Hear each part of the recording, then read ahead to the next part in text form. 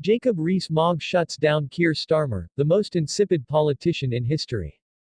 In a political landscape fraught with uncertainty, Jacob Rees-Mogg's recent remarks labeling Keir Starmer as the most insipid politician in history have ignited a firestorm of debate.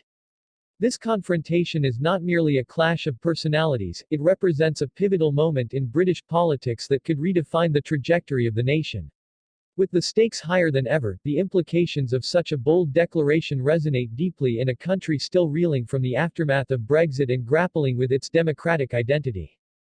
Critics of Rees-Mogg's incendiary comments quickly pounced, framing them as a betrayal of the very political decorum that should govern public discourse. However, the reality is far more complicated. Starmer, once hailed as a beacon of hope for Labour, now faces accusations of lacking the charisma and vision to inspire change. His leadership has been characterized by caution, leading many to label his approach as unprecedented in its mediocrity. In a nation yearning for decisive action in the face of crises, such as the cost of living emergency and geopolitical tensions, the absence of a compelling leader is perceived as a monumental failure. The historical context of this confrontation cannot be overlooked. The United Kingdom has seen its fair share of political titans and disastrous leaders, but the current struggle feels uniquely consequential. Just a few years ago, the nation voted to leave the EU, a democratic decision that was supposed to usher in a new era of sovereignty and prosperity. Instead, the ongoing fallout has left many disillusioned, questioning whether Starmer's Labour can revitalize the party or if it will continue to languish in the shadows of its former glory. Many fear that, without strong leadership, the Labour Party risks becoming irrelevant, a mere footnote in the annals of political history. Rees-Mogg, with his powerful oratory and controversial stances, embodies a stark contrast to Starmer's perceived passivity. He wields his words like a sword, aiming to pierce the veil of complacency that he believes has enveloped the Labour leader. This is a fight for the future of our country, he asserts, invoking imagery of historic political battles that shaped Britain. The implication is clear, the stakes are not just personal, they are existential.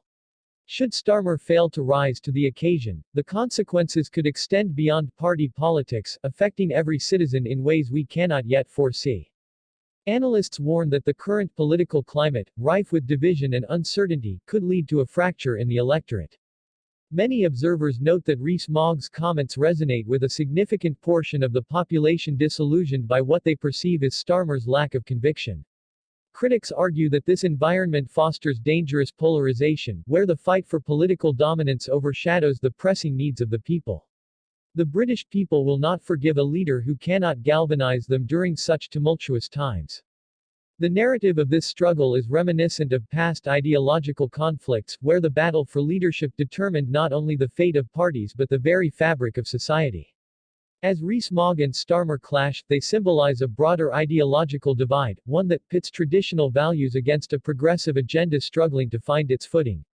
This moment is not merely about two politicians, it is a reflection of a nation at a crossroads, grappling with its identity and future direction.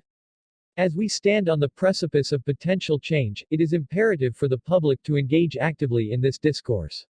The country stands at a pivotal juncture, and the choices made in the coming months could mark a new era of influence, for better or worse. The urgency for decisive leadership has never been clearer, and the call for action resonates loudly among the electorate.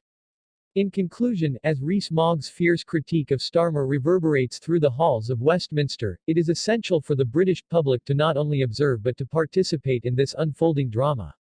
Like, subscribe, and join the community of those who refuse to remain passive observers. This is a moment that demands engagement, the future of the nation hangs in the balance, and together, we can shape the narrative that will define our collective destiny.